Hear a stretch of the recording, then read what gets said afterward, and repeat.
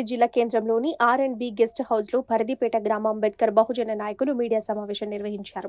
ఈ సందర్భంగా వారు మాట్లాడుతూ, బహుజన బిడ్డైన పల్లి రమేష్ గౌడ్పై కొంతమంది తమ స్వార్థం కోసం ఆరోపణలు చేస్తూ పెట్టిన ఎస్సీ/ఎస్టీ అట్రాసిటీ కేసును వెంటనే ఉపసంహరించుకోవాలని, లేదంటే దళిత బహుజనుల ఆగ్రహానికి గురికాక తప్పదని దళిత బహుజన సంఘాల నాయకులు హెచ్చరించారు.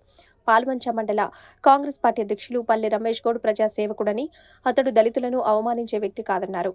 కులమతాలకు అతీతంగా అందరితో కలుపుకొని ఉండే వ్యక్తి అని పేర్కొన్నారు. అలాంటి వ్యక్తిపై కొంతమంది తప్పుడు ఆరోపణలు చేయడం శోచనీయమన్నారు. ఆయనపై పెట్టిన కేసులను వెంటనే ఉపసంహరించుకోవాలని డిమాండ్ చేశారు. ఏవైనా సమస్యలుంటే వారు గ్రామంలో మాట్లాడుకోవాలి తప్ప ఇలా కేసులు పెట్టి ఇబ్బందులకు గురి చేయడం సరికాదన్నారు. తనతో రాజకీయ విభేదాలుంటే గ్రామంలో చూసుకోవాలి తప్ప కొంతమందిని ఉసిగొలిపి ఇలా కేసులు పెట్టడం తగదని ఫరీదుపేట గ్రామ సర్పంచ్ నరసింహారెడ్డికి సూచించారు. రమేష్ గౌడ్ పైన దళితులను కించపరిచేలా మాట్లాడడాన్ని ఆరోపణలు చేయడం సిగ్గుచేటన్నారు. ఇప్పటికైనా రమేష్ గౌడ్పై పెట్టిన కేసులను ఉపసంహరించుకోవాలని, లేని పక్షంలో తమ ఇళ్లను ముట్టడిస్తామని డిమాండ్ చేశారు.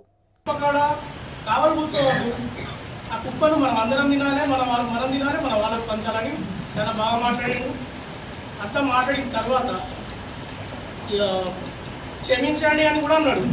దాంట్లో ఆ ఒక్క ఊరు సమస్యను, వాళ్ళ మధ్యలో ఉన్న గొడవలను తీసుకొచ్చి దళిత సంఘాలకు కరెక్ట్ కాదు, మీకు వసూళ్లకు పాల్పడద్దు, అంబేద్కర్ సంఘాల పేరు చెప్పుకొని వసూళ్లకు పాల్పడద్దు అన్నాడు. కానీ మీరు గుమ్మడికాయ దొంగలు ఎవరు అంటే భుజాలు తడుముకున్నట్టు పాల్పడద్దు అన్నాడు. కానీ మీరు మేము పాల్పడడం అనే విధంగా మీరు కంప్లైంట్ చేయడం కరెక్ట్ కాదు. అందులో ఆయనను నిందించేటంత అవసరం కూడా ఏం లేదు.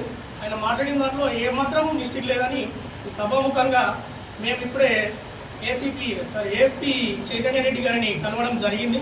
మేడం కూడా అందులో మాకు సంకులంగా చెప్పింది. దాని నెక్స్ట్ ప్రొసీజర్ ఏందనేది చూసుకుంటా అన్నది. అక్కడ కరెంట్గా ఎవరైతే ఉన్నారో రమేష్ గారు మాట్లాడిన పక్కన ఎవరైతే ఉన్నారో వాళ్ళే ఇది తప్పు మాట్లాడలేడు, మేమందరం ఉన్నాము. అక్కడ ఏంటంటే మీరు ఆయన తప్పు మాట్లాడితే మేము ఊరుకుంటామా, మేము అంబేద్కర్ వాదులమే అని నాతో మాట్లాడడం జరిగింది. రమేష్ అన్న ఒక బీసీ వాదమే కదా, బీసీ నాయకుడే కదా. అంబేద్కర్ జయంతి విగ్రహానికి పాల్గొన్నప్పుడు ఈ రెడ్డి అనే సామాజిక వర్గానికి చెందిన నరసింహారెడ్డి సర్పంచ్గా ఉండి ఒక వార్డు మెంబర్ను తీసుకెళ్లి గ్రంథాలయంలో కూర్చుంటబెట్టి అక్కడ చర్చించవలసిన అవసరం ఏమొచ్చింది? మరి జయంతిలో పాల్గొనాలని అందరికీ రాజ్యాంగం రాసిపెట్టి అంబేద్కర్ జయంతిలో పాల్గొనాలని చెప్తే ఈ రమేష్ గౌడ్ వచ్చిన తరుణంలో వీళ్ళు వెళ్ళి గ్రంథాలయంలో ఉన్నారు. వచ్చే టైంలో రమేష్ గౌడ్ గారు మాట్లాడారు. ఏమని మాట్లాడారు? అన్ని నాయకుడికి ఏ విధంగా ఉండాలి, దళితులు అంటే అందరు సమానమని చెప్పాడు. దళితులు అన్నది ఒక పదానికే, ఒక కులానికే దళితులు కాదు కదా, అందరూ మనం ఎస్సీ ఎస్టీ బీసీ అంటే మనం అందరం ఒకటే కులానికి చెందిన వాళ్ళు. మరి ఆ ఊరికి ఒక కీర్తిని తెచ్చిన ఘనత ఒక రమేష్ ఈ రోజే మీడియా ద్వారా చెప్తున్నాను. రమేష్ గౌడ్ ఏ పదవి లేకుండా గ్రామాన్ని అభివృద్ధి పరిచిన దాఖలు ఉన్నాయి. వెళ్ళి ఇంకా చూడండి, నిరూపించండి. మొదటిగా నేను చెప్తున్నా ఏంటంటే మా భవిష్యత్ ఈరోజు ఆల్ ఇండియా ఏది బీఎస్పీ పార్టీకి వచ్చి నువ్వు అమ్ముకొని టికెట్ తెలియదా? ఎంత అమ్ముడిపోయినా తెలియదా? అందరూ తెలుసు. ఎందుకు నీకేం అవసరము? రాజకీయం చేస్తే ఒక జాతిని అమ్ముకోకు. ఎన్ని లక్షల కమ్ములు తెలుసు, అందరు తెలుసు. కామన్ నియోజకవర్గ ప్రజలు అందరూ తెలుసు.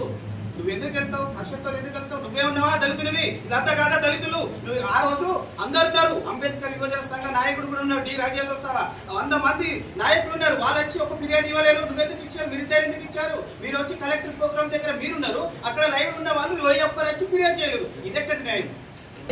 ఆయన కూడా బాగా తిప్పని పెట్టినటువంటి నరసింహారెడ్డి గారు ఒక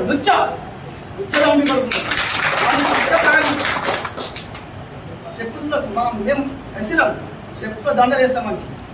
ఇది మాత్రం పట్ట చెప్తే ఒక రాముల వారి పెళ్ళి అయితే ఎస్సీలను పైకి రానియరు, ఉద్యోగం పెట్టి ఎక్కనియరు. రమేష్ గౌడ్ సీఎం అయిన తర్వాత ఈరోజు డాక్టర్ వెంకటేశ్వరరావు ఎస్సీ వాళ్ళ భార్య భర్తలకు దండలు ఇచ్చి కళ్యాణం కానీ ఆయన కష్టపడుతూ పైకి వస్తున్న తరుణంలో ఒక బీసీ నాయకుడు ఎదుగుతుందని చెప్పి కక్షతోటి అక్రమ నాయకుడు నరసింహారెడ్డి సర్పంచ్ గారు ఊరు ఏక నిందలేస్తూ అనగదొక్కడానికి ప్రయత్నం చేస్తున్నారు. కాబట్టి దీన్ని పూర్తిగా దళిత సంఘ తరఫున నేను ఒక బహిరాంశాన్ని మాజీ సొంత డైరెక్టర్ నేను ఖండిస్తున్నా.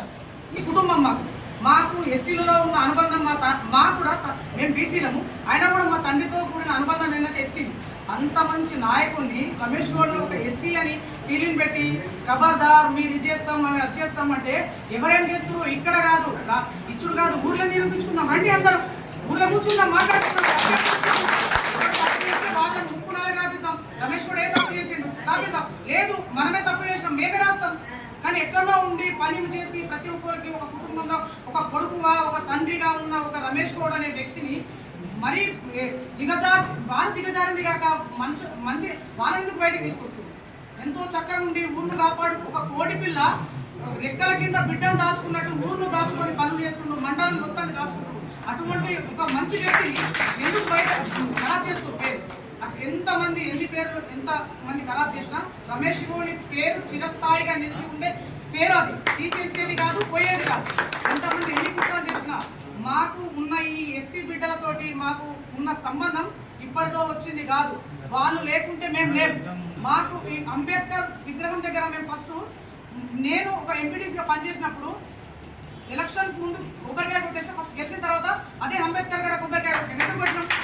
అంబేద్కర్ రాజ్యాంగంలో మాకు ఒక చోటు కల్పించారు, మహిళలుగా మాకు చోటు ఇచ్చింది అంబేద్కర్.